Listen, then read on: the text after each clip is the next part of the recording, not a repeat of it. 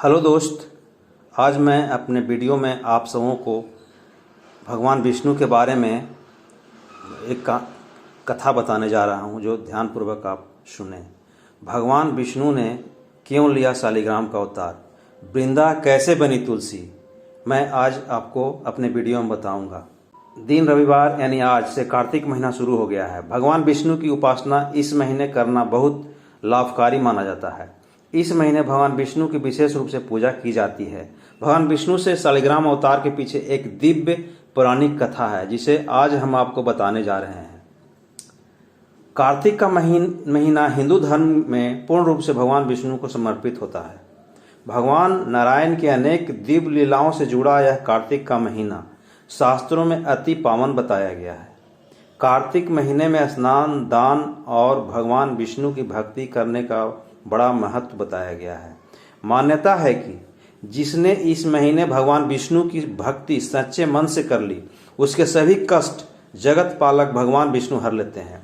शास्त्रों में तो इस महीने की बड़ा दिव्य महिमा बताई गई है। कार्तिक में जहाँ भगवान विष्णु अपनी योग निद्रा से उठते हैं, वहीं उन्होंने अपनी कई दिव्य लीलाएं भी की हैं। आज हम भगवान विष्णु के शालिग्राम अवतार की महिमा कथा आपको बताने जा रहे हैं। वैष्णव संप्रदाय और वैष्णव भक्तों के यहाँ भगवान विष्णु के शालिग्राम रूप की पूजा की जाती है। तो आइए जानते हैं भगवान विष्णु के शालिग्राम अवतार की उत्पत्ति से जुड़ी पौराणिक कथा के बारे में। वृंदा दैत्य राज जलंधर की पत्नी थी। पौराणिक काल की बात है। एक वृंदा नाम की लड़की थी, जिसका नाम वृंदा था, जिसका जन्म राक्षस कुल में हुआ था। राक्षस कुल में जन्म लेने के बाद ही पूर्व जन्म के कर्मों के कारण वृंदा को विष्णु भक्ति प्राप्त थी। वृंदा नित्य भगवान विष्णु की भक्ति में बचपन से ही लीन रहती थी। जब वहां बड़ी हुई तब उसका विवाह राक्षस कुल के दैत्य राज जलंधर से हुआ। वृंदा को विष्णु भक्ति प्राप्त होने के कारण उसे राक्षस कुल के कोई भी संस्कार उसमें नहीं थे। वह एक पतिव्रता स्त्री थी और हमेशा अपने पति की सेवा करती थी। एक बार देवताओं और दानवों में बड़ा भीषण युद्ध हुआ। जलंधर भी उस युद्ध में जाने की तैयारी कर बैठा। वृंदा ने अपने पति से कहा, जब तक आप युद्ध में रहेंगे, मैं तब तक आपके कुशल मंगल की कामना के लिए पूजा करूंगी। जब हुआ वृंदा के पति जलंधर का वध। युद्ध के दौरान जलंधर से को कोई हरा नहीं पा रहा था। देवता परेशान होकर भगवान विष्णु के पास पहुंचे और कहने लगे, दैत्यों ने सारे जगत में हाहाकार मचा रखा है। भगवान, आपकी भक्त वृंदा के पतिव्रता होने के कारण हम सभी देवता जलंधर को युद्ध में हराने के लिए असमर्थ हैं।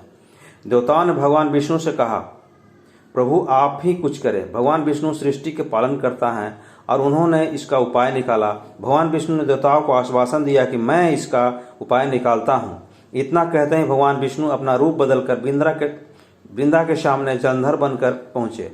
वृंदा को लगा कि उनकी पति युद्ध जीत कर आए गए हैं और उसने भगवान विष्णु को जलंधर समझकर उनके चरण स्पर्श कर लिए। जैसे ही वृंदा ने भगवान विष्णु को जलंधर समझकर उनके पैर छुए, वहीं देवताओं ने जलंधर को युद्ध में मार गिराया। भगवान विष्णु बने शालिग्राम। वृंदा को अपने पति की मृत्यु की सूचना जब मिली तो वह हैरान हो गई और विष्णु जी से पूछा, आप कौन हैं? तब भगवान विष्णु ने अपना साक्षात रूप प्रकट किया। वृंदा ने रूठे मन से भगवान विष्णु से कहा, मैंने सदा आपकी ही भक्ति की प्रभु, उसका यह परिणाम। वृंदा ने उसी पर भगवान विष्णु को पत्थर के हो जाने का श्राप दिया और भगवान विष्णु ने वृंदा के श्राप को स्वीकार किया। फिर शालिग्राम का अवतार ले लिया। वृंदा के श्राप के बाद लक्ष्मी जी वृंदा के पास आई और कहा कि जिन्हें आपने श्राप दिया है वो सृष्टि के पालनकर्ता श्री हरि हैं। यदि आपने अपना श्राप वापस नहीं लिया तो यह सारा जगत कैसे चलेगा?